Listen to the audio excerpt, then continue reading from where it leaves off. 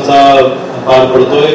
मला वाटतं 4 विधानसभा मिळून आजची ही पदाधिकाऱ्यांची बैठक आयोजित आहे आणि या बैठकीला उपस्थित आम्हा सर्वांचेच मार्गदर्शक त्यांनी सांगितल्याप्रमाणे आम्ही त्यांच्या खांदोळाने खेळलेलो आहोत। ते मला वडीलधारी असलेले सन्माननीय अरुणरावजी खोतकर साहेब, ह्या जिल्ह्याचे जिल्हा प्रमुख पंडितदादा भुतेकर, जिल्हा प्रमुख भाऊसाहेब दुगे, जिल्हा प्रमुख ए.जे. गुराडे, महिला आघाडीच्या सर्व पदाधिकारी, सर्व तालुका प्रमुख, शिवसेनेचे सर्व विभाग प्रमुख, उपविभाग प्रमुख, युवा सेनेचे सर्व पदाधिकारी, महाराष्ट्र युवा सेनेचे सचिव अभिमन्यूजी खोतकर, मराठवाडा युवा दिशा निरीक्षक आकांक्षा चौगले, आमचा बाजीराव असेल, निलेश शिंदे असेल, उपस्थित सर्व मान्यवर मंडळी, सन्माननीय व्यासपीठ, उपस्थित सर्व बंधू भगिनी माता, सर्वप्रथम सर्वांना पहिला प्रश्न हा पडला असेल की नक्की संपर्क मंत्री म्हणजे काय। संपर्क प्रमुख माहिती आहे, जिल्हा प्रमुख माहिती आहे, परंतु संपर्क मंत्र्यांची नेमकी जबाबदारी किंवा एवढेच आमच्याकडे येऊन वेगळं काय करणार आहे।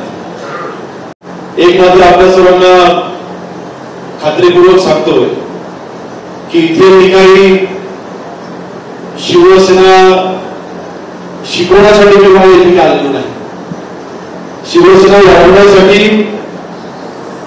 शिवसेना मजबूत करण्यासाठी या जिल्ह्याचे नेते अर्जुनजी खोतकर साहेब हे सक्षम आहे, ह्याचं उदाहरण अनेक वेळा आपण सगळं अनुभवलेलं आहे। मी काय कोणाला इथे शिकवायला आलो नाही, परंतु आज संपर्क मंत्री म्हणून महत्वाची जबाबदारी आज माझ्याकडे समाज एकनाथ शिंदे साहेबांच्या आशीर्वादाने, शिवसैनिकांच्या आशीर्वादाने माझ्याकडे 5 खात्यांच्या राज्यमंत्री करण्याची जबाबदारी आहे। गृह खातं आहे ते शहरी पुरतं जरी सीमित असलं तरी सुद्धा अजून आपल्याला माहिती आहे की HM1 आहे, HM1 म्हटल्यानंतर ग्रामीण भागावरती देखील त्याचा तितकाच प्रोटोकॉल हा पाळला जातो। अर्थातच गृह खात्याच्या बाबतीमध्ये आपण त्याची पूर्ण कल्पना आहे। महसूल असेल, ग्रामविकास असेल, अननागरिक पुरवठा असेल किंवा अन्नाने असेल, माझी जबाबदारी मात्र एवढीच आहे की ह्या राज्यमंत्री पदाच्या मार्फत जालना जिल्ह्यामध्ये संपर्क मंत्री म्हणून प्रत्येक शिवसैनिकाच्या पाठीशी या मंत्रिपदाची ताकद उभी करणं,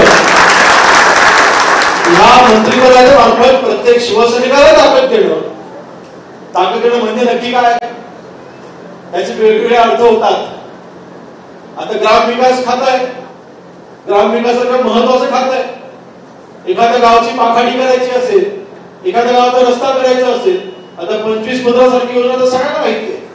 मुख्यमंत्री ग्रामसडक योजना असेल, प्रधानमंत्री ग्रामसडक योजना असेल, आपली घरकुलांची कामं असतील किंवा अन्य कुठले ग्रामविकास खात्याची कामं असतील, ही सर्व कामं करण्यासाठी हा योगेश कदम तुमच्या सोबत राहील हा शब्द झाला आहे। परंतु नक्की मी ही ताकद देणार कोणाला आहे, ही शेवटी आज राज्यमंत्रीपद आहे खरं, आपण शिवसेना आपण सर्व कार्यरत आहात, परंतु हा निधी देत असताना अर्थातच हा निधी काय मी प्रत्येक गल्लोगल्लीत देऊ शकणार नाही। आपल्याला ठरवावं लागणार आहे कुठे निधी द्यायचा, कुठे नाही निधी द्यायचा। सन्माननीय खोतकर साहेब मार्गदर्शन करत आहेतच, परंतु माझं आकलन निधी देत असताना मात्र मी स्वतः करणार आहे।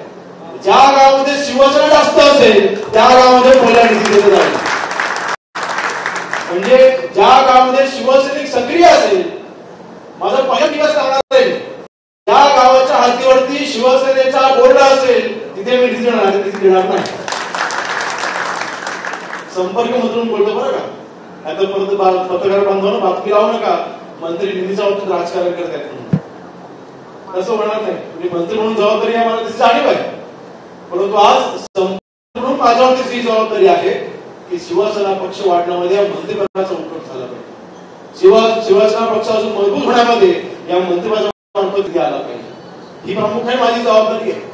आपले अनेक खाते आणि मी स्वतःची पाठ थोपटून घेत नाही, परंतु माननीय एकनाथ शिंदे साहेबांनी आजपर्यंत जेवढी कुठले उपक्रम दिले त्याच्यामध्ये महत्वाचं एक शिंदे साहेबांनी एक मध्ये उपक्रम चालू केला होता मध्ये एक शिवसेना संघटनेच्या वाढीच्या दृष्टीने अतिशय महत्त्वाचा कार्यक्रम होता, तो म्हणजे प्रत्येक मतदार यादीवरती 20 शिवदूत नेमायचं तिथे साहेबांनी सुरुवात केली होती, बरोबर की नाही? सर्वांना कल्पना आहे ना? मला सांगायला अभिमान वाटतोय, संपूर्ण महाराष्ट्रामध्ये प्रत्येक मतदार यादीवरती 20 आहे. माझा एकमेव मतदारसंघ आहे जिथे मी 20च्या ऐवजी 30 शिवदूत प्रत्येक मतदार यादीवरती मी निवडून दिले आणि एकही खोटा नाही. मी स्वतः प्रत्येक मतदार यादीच्या पदाधिकाऱ्यांना घेऊन बसलो, प्रत्येक गावात स्वतः जाऊन बसलो आणि ह्या शिवदूतांची यादी मी स्वतः तयार करून घेतली. म्हणण्याचं तात्पर्य फक्त एवढंच आहे की जे काही कार्यक्रम आपल्या संघटनेचे येतात ते आपण गांभीर्याने घेतले पाहिजे. आता मी घेणार आहे 4 विधानसभेच्या आता इथे बैठक आहे, आपले परंगांपर्यंत सगळे पदाधिकारी आपण इथे आलेला असाल. मी फक्त संघटनेवरती बोलणार, बाकी मार्गदर्शन करायला सन्माननीय अर्जुनजी खोतकर साहेब आणि सगळी ज्येष्ठ मंडळी आहेत, मला त्याच्यावरती जास्त काही बोलायचं नाही.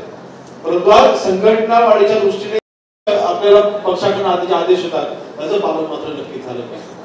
आता मला फक्त हात वर करून सांगा, आपल्यापैकी किती जणांनी शिवसेना पक्षाची सदस्य नोंदणी केलेली आहे? खरं सांगा. निम्म्यापेक्षा जास्त अजून सदस्य नोंदणी केलेली नाही. जिल्हा प्रमुख साहेब, आपली जबाबदारी आहे, मी काय ऐकणार नाही. मला काही स्पष्टीकरण नको, मला त्याचं काही कारण नको. आपल्याकडे ऑनलाईन देखील होत आहे. आपल्या व्यासपीठावरती आता हात वर करायला सांगा, मला सांगा व्यासपीठावरती किती जणांनी आपली सदस्य नोंदणी केलेली आहे? आता अजून कुठे हात वर करून मोबाईल चेक करून आता मला लगेच बघायला येते. आता सगळं ऑनलाईन आहे, बरोबर की नाही? सगळं ऑनलाईन आहे. नाही, मी का विचारतोय ह्याचं प्रमुख कारण तुम्हाला सांगतो. ही सदस्य नोंदणी का महत्वाची आहे? ज्यावेळेला आपल्याला सन्माननीय शिंदे साहेबांनी उठाव केला आणि आपली केस जेव्हा तिथे निवडणूक आयोगासमोर गेली, त्यावेळेला निवडणूक आयोगाच्या समोर आपण शिवसेना पक्षाने केलेली सदस्य नोंदणी, या सदस्य नोंदणीच्या आधारे आपल्या शिवसेना धनुष्यबाण आपल्याला मिळालं आणि शिवसेना पक्ष आपल्याला मिळाला. शिवसेना सदस्य नोंदणी त्यासाठी महत्वाची आहे. आमच्या सगळ्यांचे तिथे स्टेटमेंट होत्याच, परंतु माननीय एकनाथ शिंदे साहेबांनी सदस्य नोंदणीचा अभियान त्यावेळेला घेतलं, म्हणून शिवसेना सदस्य नोंदणी अतिशय महत्वाची आहे. दुर्लक्ष म्हणण्याचा उद्देश फक्त एवढाच आहे की आज संपर्क मंत्री म्हणून काम करत असताना अर्थातच 5 विधानसभा मतदारसंघ आहेत, 2 विधानसभा मतदारसंघामध्ये आपले आमदार महोदय आहेत, उर्वरित 3 विधानसभा मतदारसंघामध्ये आपले आमदार आहेत. म्हटल्यानंतर साहजिक आहे त्या विधानसभा मतदारसंघामध्ये आपल्या शिवसैनिकांना तिथे आपल्या कुठल्याही लोकप्रतिनिधीचा आधार नाही.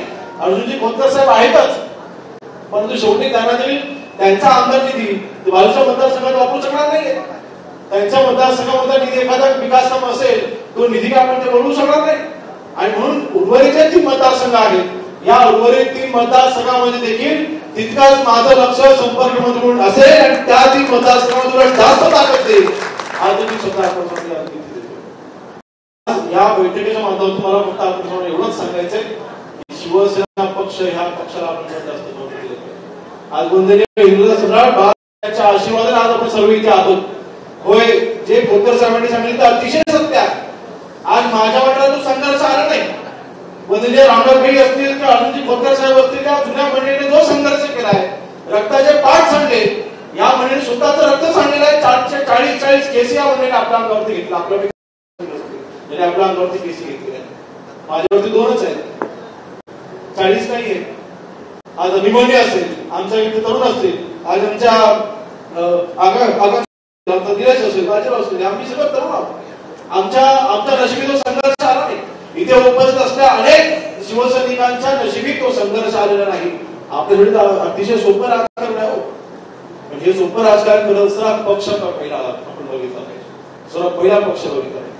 माझ्याकडे माझ्या मतात मी पुन्हा सांगतोय, मी माझं उदाहरण का देतोय, मला पक्षाची प्रचंड आवडते.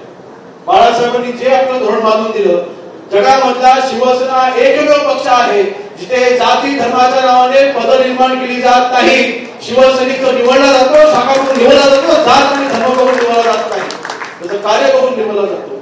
आपला एकमेव पक्ष, बाकी सगळ्या पक्षामध्ये जातीच्या नावाने धर्माच्या नावाने सेल असतात, पण त्याची पद दिली जातात.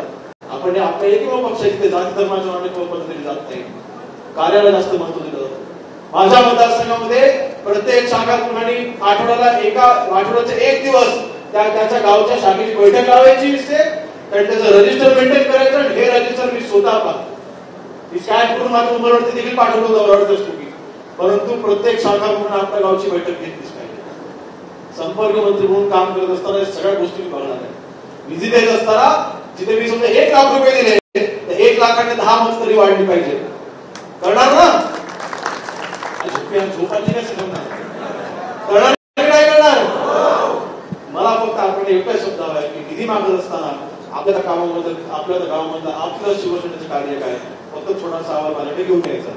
खोतकर साहेबांच्या मार्गदर्शनाने नक्की आपण तिथे निधी मंजूर करून देऊ, काही अडचण नाही. आणि आता आपले प्रमुख पदाधिकारी आपले आमदार महोदय असतील, आपले प्रमुख पदाधिकारी असतील, ह्यांनी तर मुंबईमध्ये येणंच आहे. आमदार महोदयांनी तर मंत्र्यांकडे त्यांना येणं असतं. आपण जी निवेदन देता ते आमदार महोदय मंत्री महोदयांपर्यंत घेऊन जाऊन पाठपुरावा करून निधी मंजूर करून आणतात. परंतु असे देखील आम्ही काही पदाधिकारी बघतो जे फक्त मुंबईतच असतात, जे आपल्या जिल्ह्यामध्ये नसतात, आपल्या तालुक्यामध्ये नसतात. आता मी हजेरी पण घेणार आहे पुढच्या बाजून सगळ्यांची.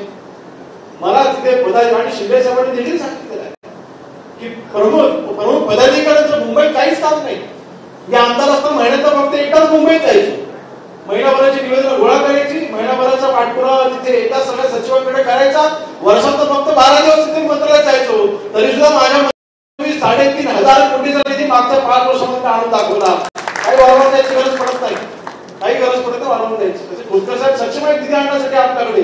पदाधिकाऱ्यांना द्यायची आपल्याला गरज नाही. आपल्या पदाधिकाऱ्यांना आपली जबाबदारी आहे की आपल्या जिल्ह्यामध्ये संघटना वाढली पाहिजे, आपल्या जिल्ह्यामध्ये शिवसेना वाढली पाहिजे. ही एकमेव जबाबदारी तिथे आपल्या पदाधिकाऱ्यांची, ती आपण पार करावी एवढी फक्त कळकळीची विनंती आज कोणाला करायला मी आलेलो आहे. युवा सेनेचा दौरा इथे चालू आहे. मराठवाड्याचा आपण जिल्ह्याचा आपण दौरा करताय आणि जालन्याला आपण सांगता करतो. आपला सर्वांना मनपूर्वक शुभेच्छा देतो. शेवटी आमच्या कारकिर्दीची सुरुवात देखील 20 वर्षापूर्वी युवा सेनेमधूनच झाली होती. युवा सेनेमधला मी एकमेव आमदार होतो 2019 ते 24 पर्यंत. आता युवा सेनेचा एकमेव आमदार असताना देखील मागच्या लोकांनी माझ्यावरती काय काय केलं, त्याच्यावरती कसा अन्याय केला या सणावरती मला काही जास्त वेळ घालवायचा नाही. परंतु युवा सेना म्हटल्यानंतर मागाशी म्हटल्याप्रमाणे आपल्या अगोदरच्या पिढीमुळे, त्याने आपल्या अगोदरच्या पिढीच्या संघर्षामुळे आपल्याला राजकारण करायची आपल्याला संधी मिळाली आहे. या संधीचं आपण सोनं करूया आणि युवा सेनेच्या माध्यमातून प्रत्येक कॉलेजमध्ये युनिट उघडणं, प्रत्येक कॉलेजमध्ये युवकांचे पेपरचे प्रश्न असतील, आता युवक तिथे युवती असतील, ड्रग्स आणि अशा सगळ्या गोष्टीमध्ये भरकटतायत, त्या विषयावरती जास्त लक्ष घाला. पोलिसांची काय मदत हवी असेल तर मला तुम्ही सांगा. परंतु युवा सेनेच्या सोबत देखील नक्कीच आम्ही आमची ताकद उभी करू. शेवटी युवा सेनेचा पाय आहे. आज मगाशी खोतकर साहेबांनी हसत खेळत सांगितलं की ते काय अजून म्हातारे झालेले नाही आणि त्यांचं वय बघता कोणी सांगणार देखील नाही त्यांचं वय किती, अजून पण ते 40 दिसतात. बरोबर की माझी गाडी काढली आहे, त्यांची अजून 40 आहे. शेवटी हा निर्णय जनतेच्या कोर्टामध्ये असतो, बरोबर की नाही? हा निर्णय जनतेच्या कोर्टामध्ये असतो. प्रत्येक आपापल्या कर्तृत्वाने पुढे येत असतो आणि खोतकर साहेबांनी शेवटी वंदनीय बाळासाहेबांसोबत काम केलेलं आहे. म्हणून त्यांनी या मराठवाड्यामध्ये काम केलेलं आहे. त्यांच्या पाठीशी शेकडो शिवसैनिक, हजारो शिवसैनिक उभे आहेत आणि त्यांच्या कार्यामध्ये शेवटी त्यांनी कधी उभं राहावं किंवा न राहावं हा निर्णय शिवसैनिकच घेणार आहे. तुमचा निर्णयच नाही, तो निर्णय तुमचा होऊच शकत नाही. आणि म्हणून आपल्या शेवटी आता आमच्याकडे कसं झालं, रामदासबाईंचा जो मतदारसंघ होता तो दुर्दैवाने दुभागला गेला आणि तो अर्धा दापोली गेला आणि अर्धा गुहागर मतदारसंघामध्ये गेला. विधान परिषदेला निवडून गेल्याच्यामुळे दापोली मतदारसंघ हा रिक्त होता, म्हणून तिथे हा काही प्रश्न आला नाही आणि तिथे आम्ही तयारी केली. परंतु काम करत असताना मात्र स्वतःच्या तिथे आपण उभं राहिलं पाहिजे. मला विश्वास आहे की अभिमंडळी सारखे अन्य जे युवासेनेचे पदाधिकारी ते स्वतःच्या कर्तृत्वाने आपलं ते नाव निर्माण करतील आणि शिवसेना पक्षाच्या या उभारीमध्ये नक्कीच त्यांचा नक्कीच सिंहाचा वाटा असेल हा माझा विश्वास आहे. अधिक वेळ घेणार नाही. आपण सर्वांनी आजच्या ह्या बैठकीच्या माध्यमातून सर्व ज्येष्ठांनी मार्गदर्शन केलेलं आहे. त्यांनी दिलेल्या सूचना बाबतीत आता आपण इथे मेळावा घेतला, बैठक घेतली, आपण चर्चा करून निघून गेलो, इथे सांगितलेलं आपण ऐकलं आणि पुन्हा विसरलो असं बाबांना करू नका. ज्या सूचना आपल्याला केलेल्या आहेत, महिला आघाडी आपल्याकडे मोठ्या प्रमाणात वाढली पाहिजे. माझ्याकडे ग्राम विकास खाता आहे, या ग्राम विकास खात्याच्या मध्ये उमेद अभियान आहे. उमेद अभियानाचा मी राज्यमंत्री आहे. म्हणून आपण ताई आपल्या पदाधिकारी म्हणून आपापल्या गावामध्ये ज्या ज्या महिला बचत गट काम करतायत त्या महिला बचत गटांना उमेदच्या माध्यमातून आपल्या कुठल्या गोष्टी काय मदत करायची असतील तर त्या देखील आपण नक्कीच करू. माझी संपूर्ण ताकद द्यायची तयारी आहे. आणि ज्यावेळेस खोतकरच्या ज्यावेळेला संपर्क मंत्रीपद द्यायचा निर्णय होत होता मला होल्डवर ठेवलं होतं. नाशिकचा आणि रायगडचा पालकमंत्री पदाचा मी म्हटलं मला जालना द्या. मी जालन्याची जबाबदारी घेतो. जालन्याचे संपर्क मंत्रीपद मला द्या. काही अंतर किती लांब असतात मी स्वतः लक्ष घालून त्यामुळे जालन्याचे जे काही मला प्रयत्न करता येते ते मी प्रयत्न करेन. आणि म्हणून आपल्या आशीर्वादाने ह्या संपर्क मार्फत आपल्या मजबूत करूया. समाज अजूनही खोतकर साहेबांच्या मार्गदर्शनाखाली माझ्या सकट आपण सर्व काम करू आणि शिवसेना पक्षाचं मजबूत करूया. विनंती करतो. जय हिंद, जय भीम, जय महाराष्ट्र.